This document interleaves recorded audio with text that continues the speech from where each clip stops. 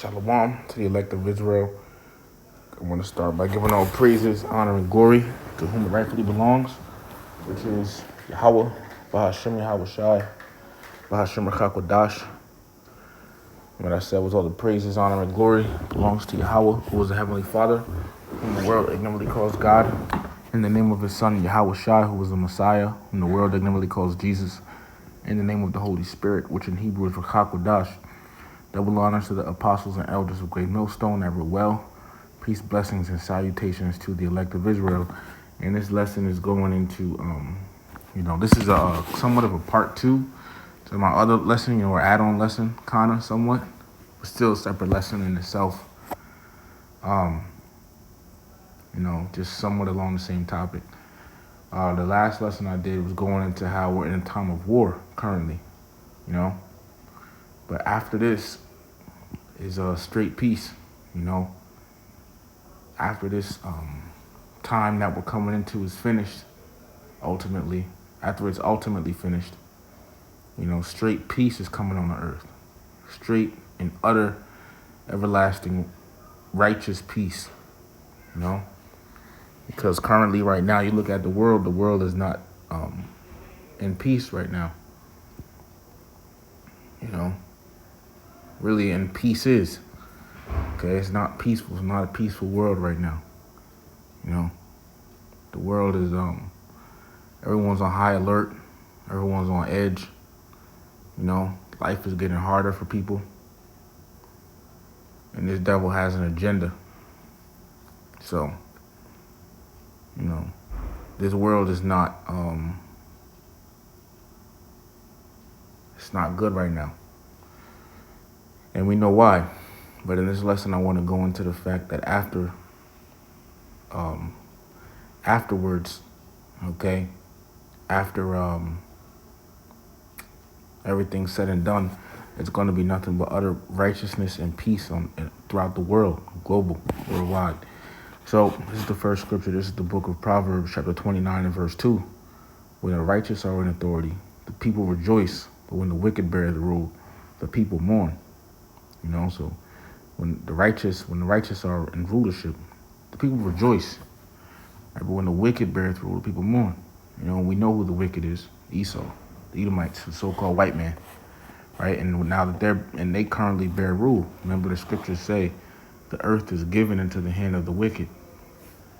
The wicked currently have control over the whole world. All right, believe it or not. And the fact that they're ruling wickedly and unrighteously, the world and the people is in a mourning state. The earth itself is in a mourning state. People are, once again, on edge. Life is getting hard. People are depressed. The men and women are against each other. They don't want to, women don't want to play their roles as women. Okay.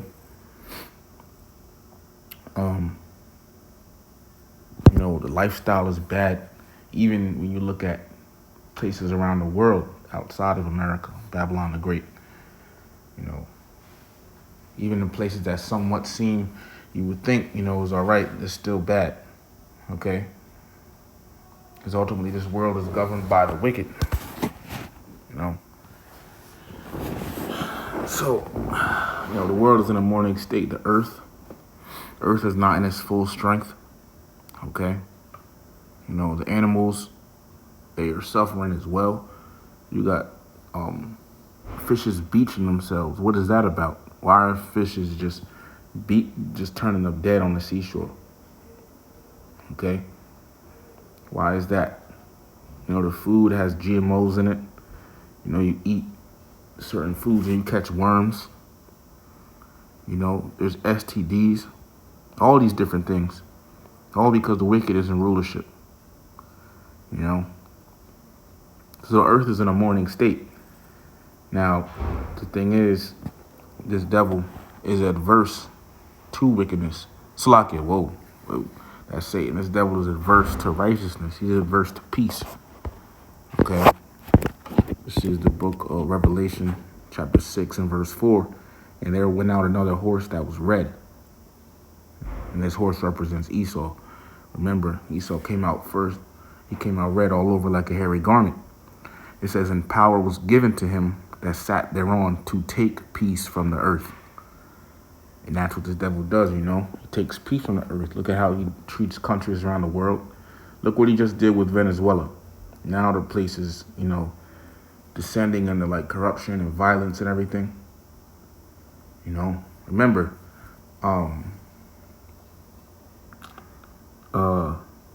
another thing too, and when you read about how when Esau first came into power, you know, first Maccabees with Alexander the Great, and his kingdom was split, and you know, basically what evils were multiplied in the earth, because that's what happened. That's what happens when you let the wicked rule, right? But you know, these devils, they take peace from the earth. You see, they you know, they destroy nature.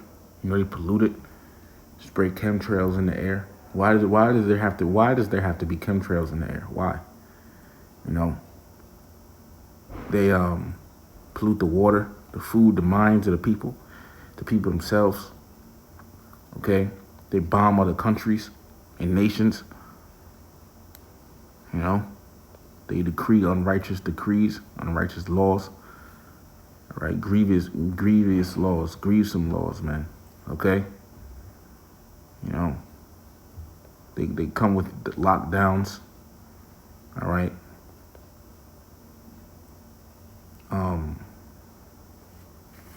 You know, they just take peace from earth. And even on a lower level, when you see Jake congregating together, it's just like, you know, Esau always got to come around, okay, and mess it up. But nevertheless, these devils, they take peace from the earth. Look at what they do to the other nations. A quick precept to this is the book of Isaiah, chapter 14, and verse 6. He who smote the people in wrath with a continual stroke, he that ruled the nations in anger, is persecuted and none hindereth. All right? And that's what this devil does, you know. Once again, bombing these countries, going into their lands and stealing their natural resources and all of that. You know, that's what he does to these nations. Okay, I mean, we don't have to even talk about what he did to the Israelites, the so-called blacks, Hispanics, Native Americans. See, it's a lot of the background noise. There's other people living around. But this is Revelation 6:4. It says, Shalakia. And there went out another horse that was red, and power was given to him that sat thereon to take peace from the earth, and that they should kill one another. And there was given unto him a great sword, because that was his blessing. His blessing is the sword. You see? And do you think someone, you think that someone like this is going to make the world a better place? Hell no. You know? Before Trump got in office, they were talking about, he was talking about world peace and all that. Somebody literally said to me, he's trying to get something along the lines of he's trying to, or he's for world peace. He's trying to bring world peace, and it didn't happen. Look at the world. He's doing the very opposite of that, you know. But it just goes to show that this devil here, man, is it's he's adverse to nature. He's adverse to righteousness. He's adverse to peace. The so-called white man. That's just their nature. And nobody really likes to talk about that, but it's true. The Lord set him up to be like that. All right? There's a reason they're called the man of sin. But let me get this. This is the book of Proverbs, chapter 4, verse 16. For they sleep not, except they have done mischief, and their sleep is taken away unless they cause some to fall. So that's how wicked they are. They have to do wickedness. That's in them to be wicked. That's why they are called the wicked. All right? So we established that, this devil is wicked, sinful. He's against peace. And when he's in power, the earth is in a mourning state, and in a grieving state, in a decaying state. Okay. Hey, look, these devils, man, they to the point where, like, here it is, they have the whole world, but yet they want to go further. All right. They want to be gods. And they want you to be Karagmed up so they can rule over you pretty much, for good. Habakkuk 2 and 5. But here's the thing. Even if they were, because they're not, but even if they were to achieve, a God status, they would still want more. It's Habakkuk 2 and 5. Yea, also, because he transgresseth by wine, he is a proud man. Neither keepeth at home, who enlargeth his desire as hell, and as death, and cannot be satisfied. See that? Can't be satisfied. There you go. So we established that, right? This devil he's wicked. He's not peaceful. And hey, I mean, just look at history. It's the book of Psalms, chapter 55, verse 21. And it says, I'm going to start at verse 20. He hath put forth his hands against such as to be at peace with him. He hath broken his covenant. You could look at what he did with the so-called Native Americans too. The covenants he made with them, the agreements, the treaties he made with them. 'Cause that's what a covenant is, an agreement. Okay? A treaty. Verse 21, it says, the words of his mouth were smoother than butter, but war was in his heart. His words were softer than oil, yet were they drawn swords. And this is a common tactic of the devil. Scriptures say never trust thine enemy. And our people just can't see it, right? And that's why they get caught up in different things. But this devil, see, even if he, talks, a nice one, talks peacefully, as it says, war was in his heart. Okay? Proverbs 26 and 24. He that hateth dissembleth with his lips, meaning, he's faking, and layeth up deceit within him. All right, let me get this in NLT actually. Bear with me 1 second. All right, where is it? Proverbs 26, 24. It says, people may cover their hatred with pleasant words, but they're deceiving you. Verse 25, they pretend to be kind, but don't believe them. Their hearts are full of many evils. Okay? And that's wisdom. Okay, but, applying it to Esau, that's, what he does. That's what he's done to our people in the past. Okay? But, so we understand it now. You get the point. This devil is wicked. All right? Against peace. Right? And he's just destructive. And the Lord created him this way. You have to understand that the Lord Yahweh Bahashim Yahweh Shai created this devil for a purpose. Okay? And he has a major role in prophecy. All right?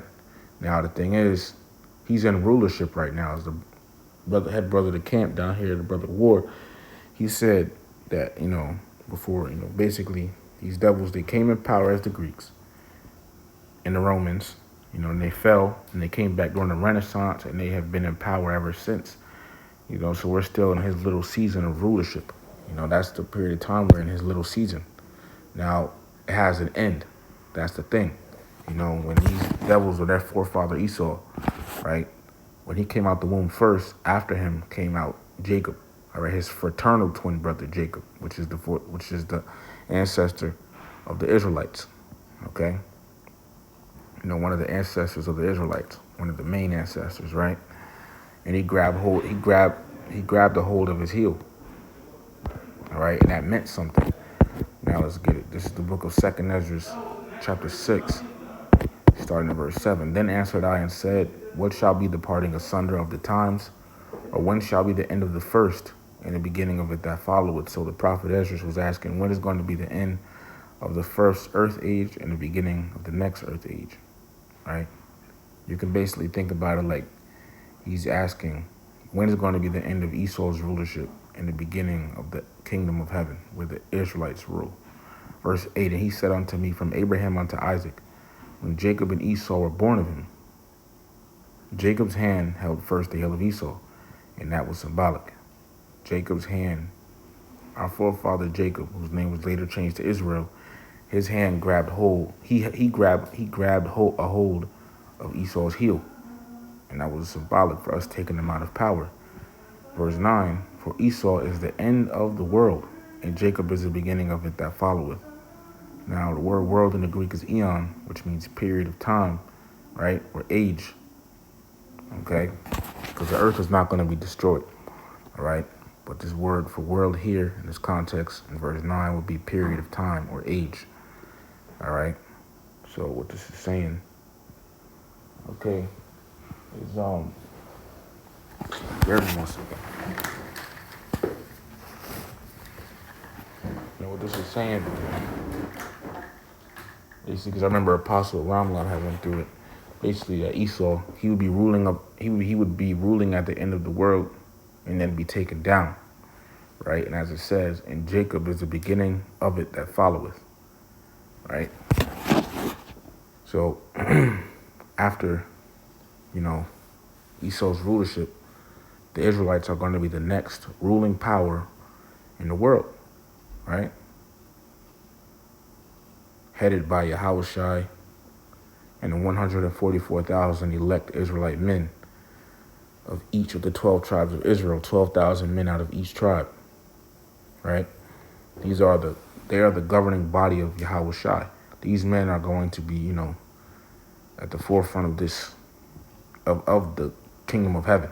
They're going to be governing it, ruling it, okay, and righteousness. Now, before I go further, I want to make a point, right? Because the Lord is not going to skip prophecy. 2nd Ezra chapter 4, verse 37. By measure hath he measured the times, and by number hath he numbered the times, and he doth not move nor stir them until the said measure be fulfilled. So, Yahweh Bahashim Yahushai is not going to skip over prophecies. All right, he's not going to skip past, prophecies, man. All right. So before we get to the point to where, Yahushua comes back and everything, because I don't really want to jump ahead yet, right? But before we get to that point, there's things that have to happen, like, the MOTB being made mandatory globally and all of that, Jacob's trouble, World War III, etc. Okay? These are, prophecies regarding Esau's fall. All right? Now,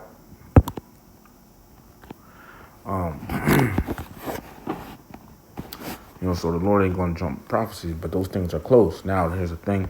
Now, being that there's an end set up for Esau's rulership, because people think, hearing the end of the world means the whole world is going to be destroyed. No, the earth is not going to be destroyed. Right? What's going to be destroyed is what's going to pass is Esau's, time of rule. Remember, the word world doesn't only mean the whole earth, right? One of the definitions can also mean a period of time, right? Or age. So the end of the world meaning the end of Esau's world, the end of his period of time the Lord has given him to rule. And when Yahushua comes back, that is the end of it.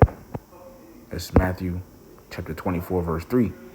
And as he, Yahushua, sat upon the Mount of Olives, the disciples came unto him privately, saying, Tell us, when shall these things be? And what shall be the sign of thy coming and of the end of the world? Meaning the end of the age, end of the period of time of Esau's rule. So when Yahushua returns, that's going to be it. Because look, you think about it, like Yahushua is coming back to conquer and take over. He was promised a kingdom. Okay? So you think like, well, Esau can't rule alongside Yahushua. You have a perfectly righteous rulership alongside a perfectly wicked one? No, that can't work. So when Yahushua comes back, that's the end of it. And, when he comes back, it's going to be in the midst of World War III. All right? America being destroyed. Okay, that's going to be the end of Esau's rulership. This is the book of 2nd Ezra, chapter 7, and verse 43. And it says, but the day of doomsday, right, which is what? World War III. And in the midst of World War III, Yahushua is going to come back. And what? America is going to be destroyed. By what? nuclear fire. That's why you see all these countries having, nuclear missiles and everything, because the Lord has them acquiring that for a certain day, which is the day of the Lord, when they're going to shoot nukes on America, okay? And we know that on that day, Yahweh Shai is going to be back, because what? The Lord is not going to suffer his elect to be burned up in the nuclear fire that's coming. Let me get a quick precept. Revelation chapter 2, verse 11.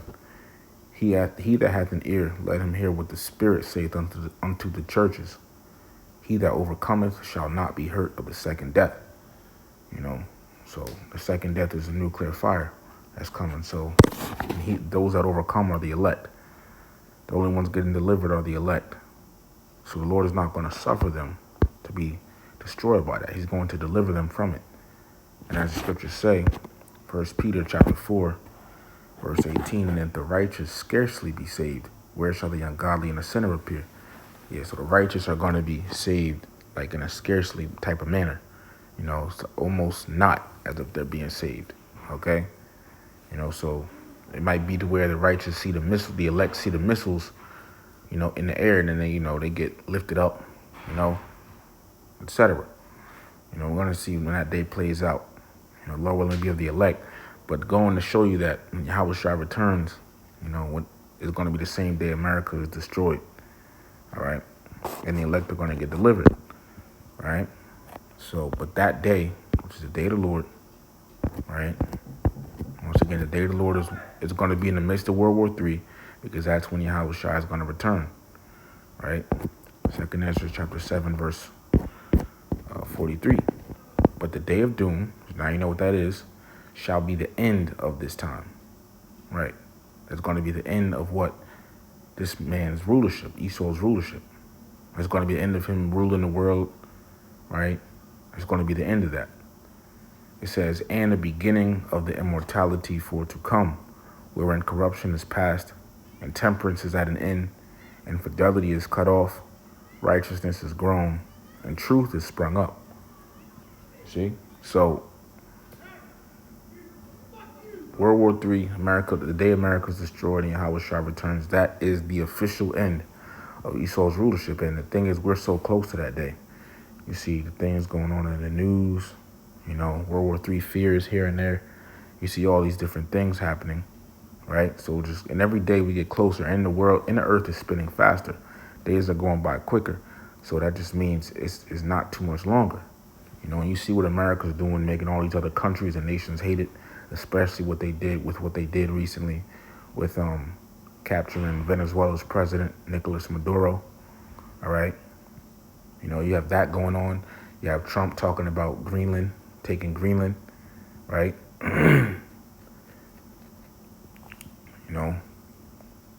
We're in a time of the toes of Daniel's vision being broken apart, So, where, the Lord is, making these things come together, right?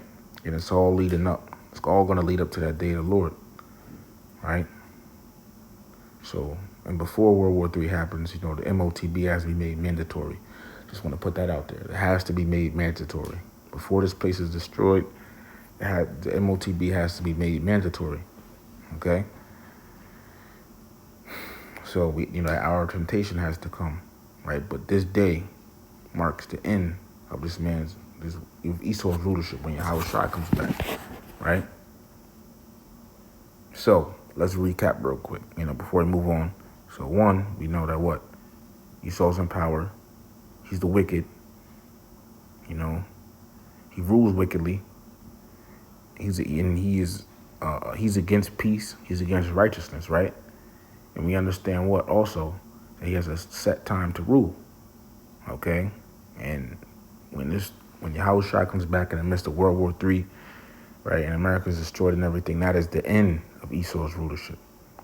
Right? Now, as it said, it's the end of this time, but the beginning of the immortality for to come. So that's the end of this man's rulership and the beginning of the kingdom of heaven, which is the rulership of the Israelites under Yahweh Shai, okay? Which is going to be a righteous rulership. See, so It's not the earth going to be destroyed, but a transition of power is about to happen. Okay?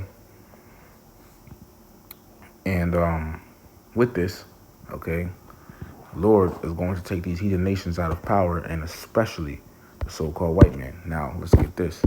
This is the book of Isaiah, chapter 14, in verse 5. Yahweh hath broken the staff of the wicked, and we know who the wicked is, and the scepter of the rulers.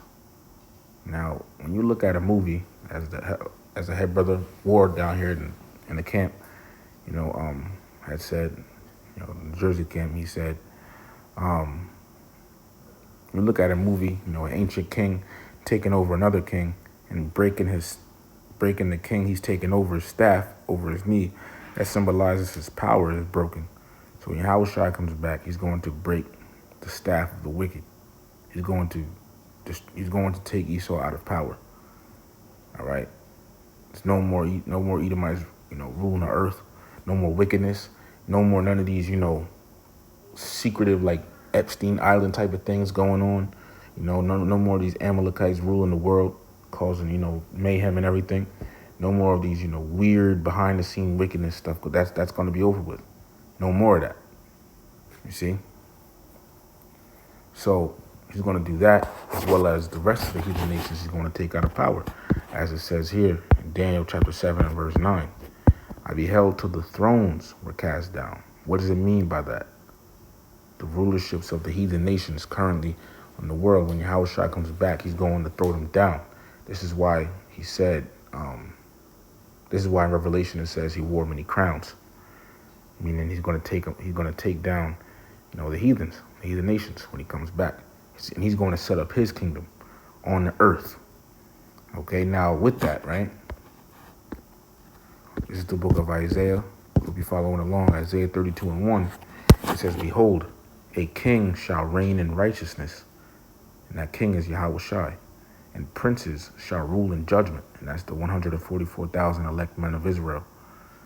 So these are the men that's going to be governing the kingdom of heaven. Okay, and they're going to be governing the world in righteousness, the whole world, the whole earth. Okay, and the thing is, it's not going to be to whereas they're going to be like having this flesh to where this flesh is wicked and they're going to do things wickedly. No, the Lord is going to make the Israelites completely righteous. He's going to change them, because when he comes back and beams of his elect, he's going to activate that new covenant within them, which is what? The law, statutes, and commandments. And their inward parts is among, that's going to be, we're going to fully be in it. Jeremiah 31, getting right to the point in verse 33. But this shall be the covenant that I will make with the house of Israel after those days, saith Yahweh.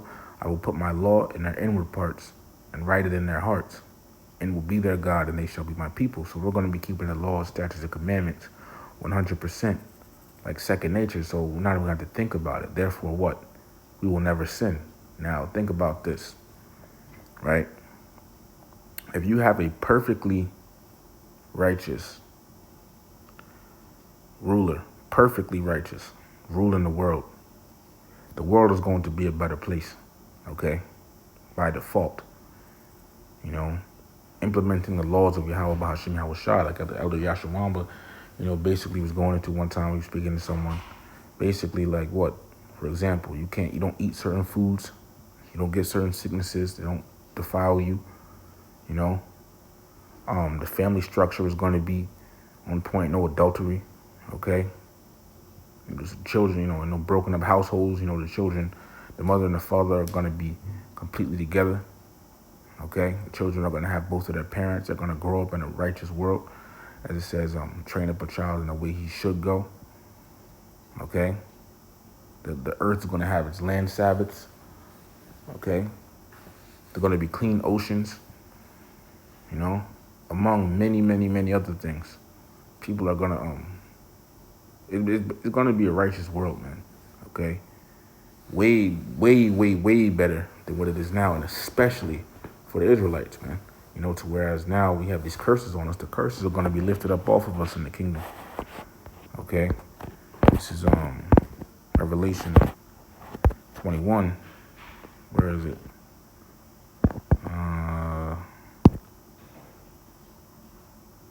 verse 3, it says, and there shall be no more curse. Curses are going to be off the Israelites. You see? It's ultimately going to be a great world for the Israelites. You know, the heathen nations, they're going to be, good too. Okay, but it's going to be extremely great for the Israelites, man. This world that's coming. And our people that can't even see it. But the Lord is going to rip these devils out of rulership. All right, the law, statutes, commandments are going to be enforced. And the nations are going to learn of them. Micah 4:2. And many nations shall come and say, come, and let us go to the mountain of Yahweh, and to the house of the God of Jacob, and he will teach us of his ways, and we will walk in his paths. For the law shall go forth of Zion, and the word of Yahweh from Jerusalem. See? So you're going to have the nations, keeping the law, statutes, and commandments in the kingdom, right? Because we're going to be ruling over them, making sure they keep it, right? And guess what? Brother Shapal brings this out, Proverbs 3, starting verse 1. My son, forget not my law, but let thine heart keep my commandments. For length of days and long life and peace shall they add to thee. See, a righteous world with peace is coming. Okay? That's what Yahushua is bringing. He's setting up his kingdom. He's going to set up his kingdom when he comes back. This is the book of 2 Peter, chapter 3, verse 13. Nevertheless, we, according to his promise, look for new heavens, meaning a new rulership, and a new earth wherein dwelleth righteousness. Okay? We look for that new rulership and a refreshed planet earth, because this earth is going to go back to the way it was during the Garden of Eden. You read about it in 2 Ezra 6. It said flowers of different color and odors of, wonderful smell, all types of stuff, man. It's going to be great. Okay? Imagine being in extremely blue water, pure blue water. Imagine that. That's coming. This is the kingdom Yahushua is bringing. This is the book of Isaiah, chapter 9, verse 7. It says, of the increase of his government and peace there shall be no end. See? And peace there shall be no end. Yahushua's kingdom ain't never going to end. Upon the throne of David and upon his kingdom, to order it and to establish it with judgment and with justice from henceforth, even forever. The zeal of Yahweh of hosts will perform this. See? So this was the throne of David is coming. That was promised to King David. That was told. It was told him that many years ago, thousands of years ago. It's the book of Luke, chapter 1, starting verse 30. And the angel said unto her, fear not, Mary, for thou hast found favor with the Most High. And behold, thou shalt conceive in thy womb, and bring forth a son, and shalt call his name, which shall be there as Yahushua. He shall be great, and shall be called the Son of the Highest. And the Lord Yahweh shall give unto him the throne of his father David. And he shall reign over the house of Jacob forever, and of his kingdom there shall be no end. See? It's going to be a wonderful kingdom. And Isaiah 11 even goes into it a little bit. Isaiah 11, it talks about this right here. I was going to read this. Isaiah 11, starting verse 6. The wolf also shall dwell with the lamb, and the leopard shall lie down with the kid, and the calf and the young lion and the fatling together. And a little child shall lead them. And the cow and the bear shall feed. Their young ones shall lie down together, and the lion shall eat straw like the ox. Predatory animals, they're not going to be, preying on each other. Verse 8, it says, and the sucking child shall play on the hole of the asp, and the weaned child shall put his hand on the cockatrice den. See, so, our children, the Israelite child is going to be playing with snakes in the kingdom. That's how peaceful it's going to be. You see? But overall, the earth is going to be a better place. Now, let me read this because I want to read this. Isaiah 14:6 again. He who smote, this is talking about after Esau's taken down, after he's removed out of power.